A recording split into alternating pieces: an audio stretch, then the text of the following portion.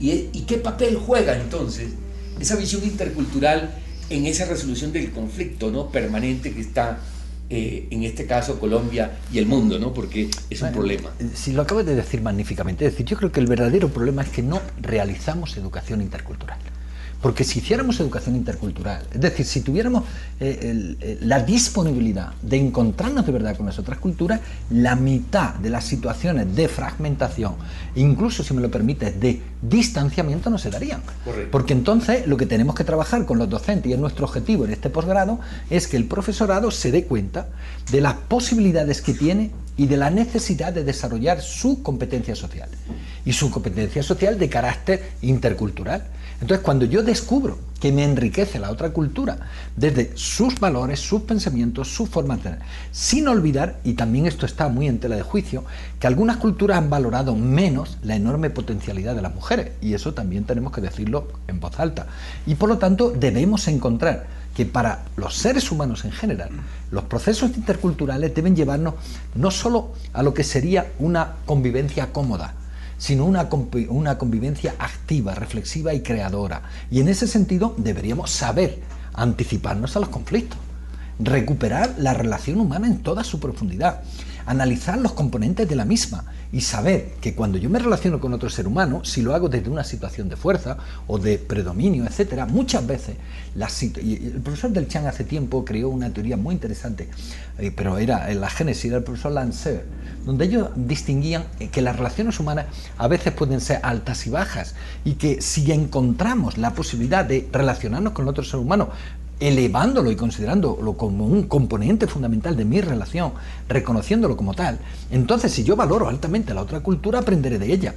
Pero si pierdo la posibilidad de valorarla, pierdo la posibilidad de conocerla. Por lo tanto, al no conocerla, disminuye mi posibilidad de conocer.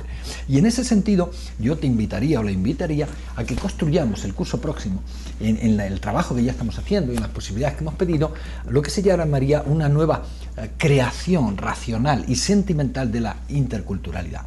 No me atrevo ni siquiera a decir esa epistemología de la interculturalidad, pero sí lo que sería una argumentación educativa de situaciones que son interculturales pero que son educativas, frente a otras que parece que son educativas y no lo son. Por eso yo creo que el último trabajo del profesor Ban, con todo respeto, él todavía no habla de interculturalidad y sigue con multicultural. Y yo creo que es interesante dar ese paso. Es decir, yo encuentro la interculturalidad como una síntesis integradora de diversas perspectivas que en el diálogo fecundo y profundo de nuestra relación nos permite conocernos, reconocernos y profundizar en nuestra relación. Si logramos entonces conocer de verdad las distintas culturas, recuperar en una triple dimensión, en una dimensión histórica de valores más importantes, en una dimensión de actualidad, pero sobre todo una dimensión prospectiva. Doctor Medina, por cierto, larga y productiva, no lo estoy elogiando para neutralizarlo, sino ¿qué podría usted, desde esa mirada crítica desde Europa, pero también participativa de la nuestra, aunque nos lleve a estar siempre como cerrándonos a hacer una mirada sobre sí mismo y excluyente de lo otro, de otras culturas? Claro, yo creo que en la medida en que cualquier cultura, no quiero citar los nombres para que nadie se sienta implicado ni tampoco aludido, que se cierre a sí misma, no es interculturalidad, es identificación restrictiva desde el ecosistema endógeno de mi cultura. Me da muchas posibilidades, probablemente aumente un determinado tipo de identidad, pero no se genera la nueva identidad. Eso deberíamos estudiarlo y es probablemente a lo que más vamos a dedicar ahora tiempo. Y nosotros lo vamos a hacer desde un tema nuevo, como es el principio lúdico. Ahora, nada más volver, espero poder volver a estudiar un cuestionario que el profesor Montero Juba ha desarrollado, muy ligado a lo que es el disfrute lúdico de los estudiantes cuando trabajan en Internet o cuando acceden a los videojuegos, pero él lo está analizando desde lo que son killer game, es decir, los juegos agresivos, para descubrir determinados juegos que los estudiantes no deberían hacer. La tesis nuestra es que los estudiantes deberían disfrutar de esos juegos, pero deberían hacerlo desde perspectivas interculturales. ¿Cuál es el problema desde mi perspectiva? Que no tenemos abundancia de juegos que representen la riqueza intercultural.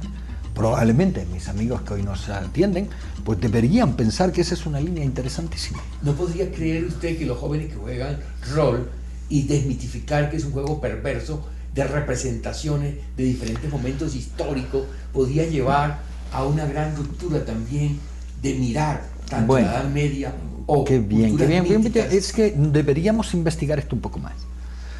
Lo que yo querría, y es mi gran limitación en esta investigación ahora, es que los juegos de este trabajo comparativo con nuestros colegas de Alemania, ellos han seleccionado grupos de juegos que en sí mismos son muy agresivos en su contexto, pero no es el mismo el contexto español, y yo creo que no va a ser el mismo el colombiano. Pero hay como una globalización lúdica de esos videojuegos.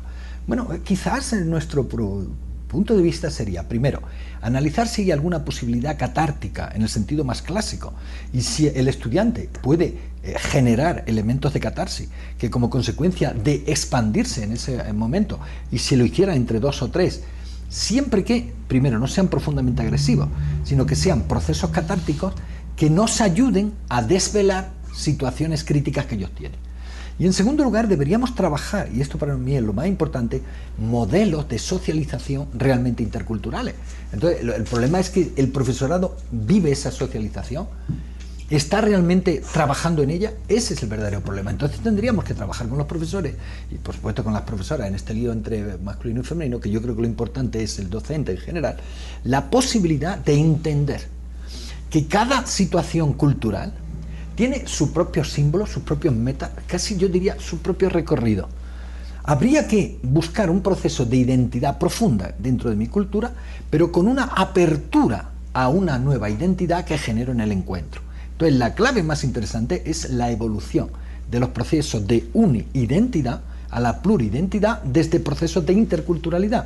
Y eso sería lo realmente interesante. Y probablemente, a ti que te gusta tanto, tendríamos que crear una nueva antropología, pero que fuera realmente educativa, que fuera pedagógica y que fuera más que casi antropología, etnografía o interculturalidad etnográfica, que nos permitiera entender esos hechos en toda su complejidad. Yo creo que en ese sentido quizás nos interesaría a todos pasar más tiempo con diferentes culturas, encontrarnos en las verdaderas situaciones de vida y en las realidades problemáticas que viven, y hacer de las escuelas, yo esto lo he pensado mucho, es que fueran como el lugar de verdadero encuentro.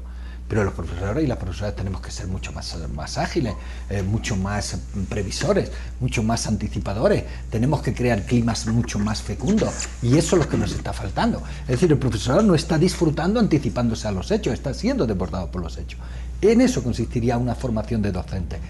Martha Nussbaum, Nussbaum, sí, que aporta un nuevo concepto realmente del rescate del cultivo a la humanidad frente a toda esta crisis.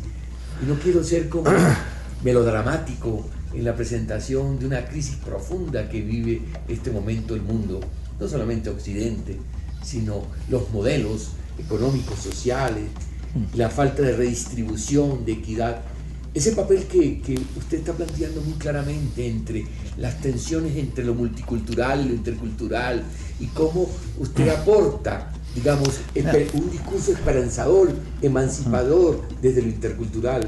Es que yo ahora vería como la síntesis de los trabajos que hemos hecho en los últimos 5 años, casi 12, porque iniciamos un compromiso con problemas muy concretos. Hay una comunidad X que tiene unos problemas importantes. Entonces, todos los miembros de esa comunidad, especialmente las escuelas, las instituciones de secundaria, las propias universidades, pero también los responsables sociales, políticos, económicos, pero las personas en general de esa comunidad tienen nuevas oportunidades.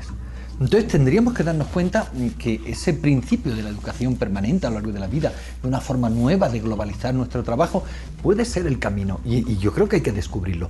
Entonces podríamos, y yo creo que sería nuestro gran trabajo, aportar nuevas líneas de investigación, de desarrollo, de planificación humana, comunitaria y social, que nos haga más relevante nuestro trabajo. Y eso unido a una metodología mucho más rigurosa, pero sobre todo a un estilo de pensamiento nuevo. Y en el fondo a un disfrute profundo del ser humano. Yo creo que lo más complicado de la crisis, perdónenme, no es la limitación económica, que es también grave en muchos casos, sino la falta de entendimiento de los seres humanos en este momento. Es decir, yo a estos señores que se reúnen pasado mañana, parece que representan a 20 y en el fondo se convierten en los que nos representan a todos, yo quiero ser respetuoso en ese sentido, me parece que tienen poco tiempo para pensar. Dedican poco tiempo al disfrute y además los asesores que tienen, la mitad parece como que no disfrutaran encontrando cuál es el escenario de este nuevo mundo.